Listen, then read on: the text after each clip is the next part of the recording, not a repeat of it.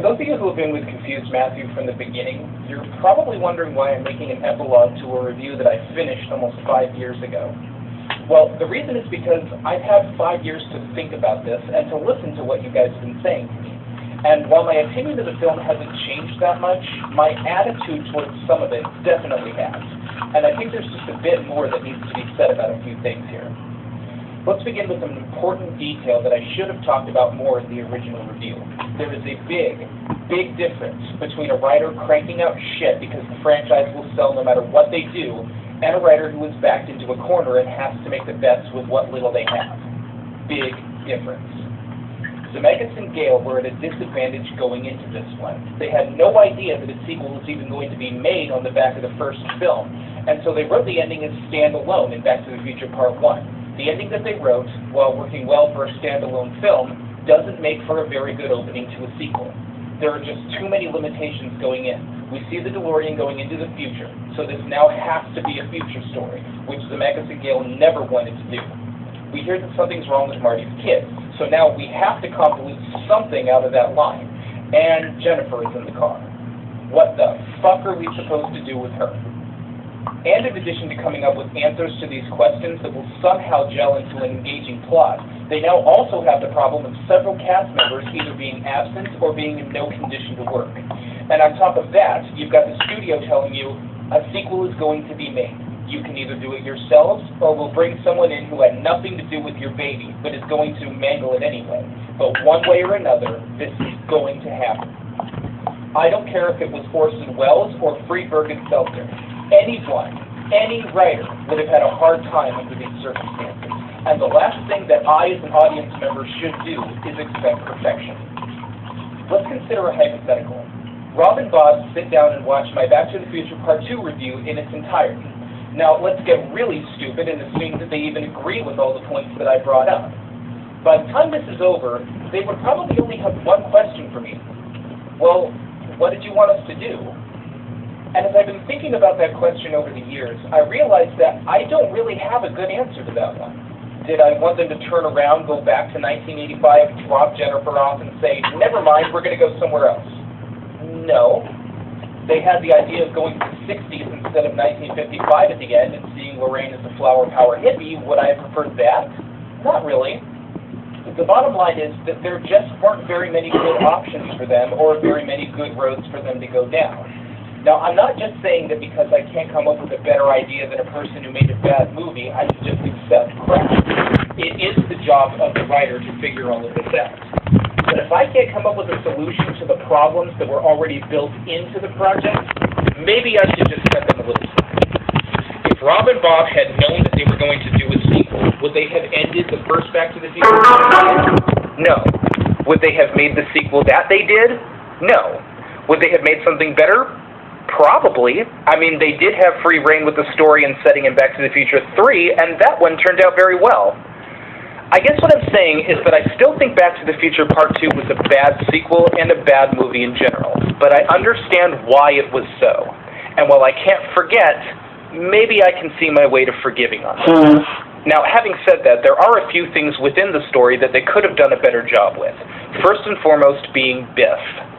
Basically, the easiest way to solve the Biff problem is to not have him in the movie at all. He served his purpose in the first film, which we'll go more into later, and there really isn't any reason to have him do anything else here. He's only in the movie because he was a beloved character from the first film that everybody wanted to see. But that doesn't always mean your story is going to be better with him in the film as opposed to him without. If the film could survive without George, it could certainly have survived without Biff. So, who do we replace Biff with? Well, here's my idea with what you could have done to have the exact same story without dragging Biff down with it. Marty and Doc go to 2015, and while they're there, they encounter a homeless guy who had had a bunch of failed businesses. He discovers the DeLorean in the almanac, gives it to his past self, and everything is the same, except with a character that doesn't run the risk of being out of character as a result. His actions are consistent with what we know of his character and of his motivations. Hell, they could even have written in that he knew Lorraine in 1955 and wanted to marry her and so on. Sure, that would have been a little bit far-fetched and tacked on, but it would basically have been the same difference. Another thing that could have been fixed is just the heartlessness of this story. The film is, for all intents and purposes, just a hyper-adventure film with no real underlying substance.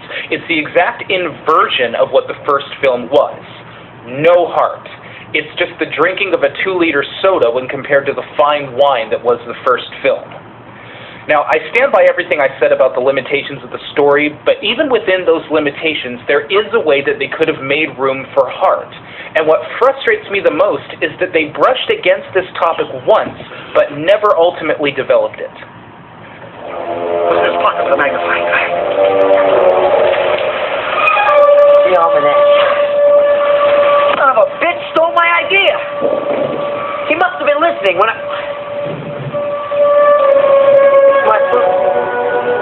The whole thing is my fault. If I hadn't bought that damn book, none of this would have ever happened. That one statement should have been way more central to the story. Doc has been talking from film 1 about the dangers of time travel, but Marty has never really taken those dangers into consideration. And why should he? I mean, everything worked out great for him as a result of his time travel experience. His family's great, he saved his best friend's life, all is well. But now because of this one little mistake, it's all a nightmare. His family is in shambles, his best friend is committed, and his father is dead.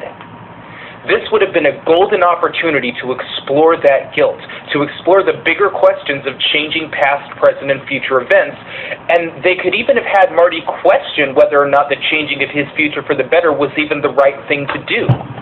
There is substance to be found in this one line that is later discarded simply for more action. If that one issue had been hovering over Marty's head for the rest of the film, it may even have transformed the novelty act in the last half into something meaningful. Alas, it was not meant to be. Now, before I wrap up this epilogue, I want to go into a big issue that you've all been flooding my inbox about. This is actually the issue, more than anything else, that convinced me to do this epilogue in the first place. Have you ever had a moment where you had a point you wanted to make that turned out pretty good, but after thinking about it for a while, the point you were trying to make comes to the surface way better than you originally said? Well, that is exactly what happened to me over the problem I had with Biff in the second movie, and you guys are what made that happen. My thanks to you all.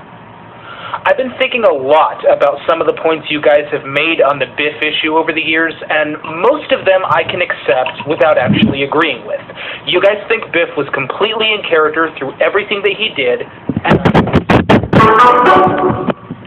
but recently someone sent in an email that made me rethink what my ultimate problem was in the first place. Focused my real core problem like a laser beam, and gave me a better understanding of what my own hang-ups about the film were in the first place. This comment came from a user named Angland, and dude, I can't thank you enough. Honestly. His point was this. Your Biff retreated to his natural state of coward theory is false. If it were true, wouldn't he have retreated into his natural state of cowardice after Marty tripped him up or after he crashed into the manure truck? The change in Biff actually has more to do with George than Biff. I sat there for a while after reading the short little comment going,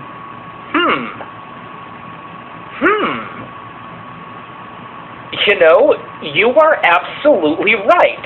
Marty was standing up to Biff all the time in the first film, but it was George's action that made the ultimate difference in the end. Now, obviously, on some level, I knew that, but the whole Biff thing in the second movie still bothered me based on this issue. So why? What was it exactly about what they did in the second movie that I felt derailed the first? I went to the Matthew Cave and pondered this for a few days, really digging deep into what my problem was. And then it hit me. Like a puzzle you put together that suddenly takes form, I knew what my ultimate problem was. And it's all thanks to viewers like you. You guys rock. The problem lies in one key point made by this viewer. The change in Biff actually has more to do with George than it does with Biff. Back to the Future was essentially about two main issues.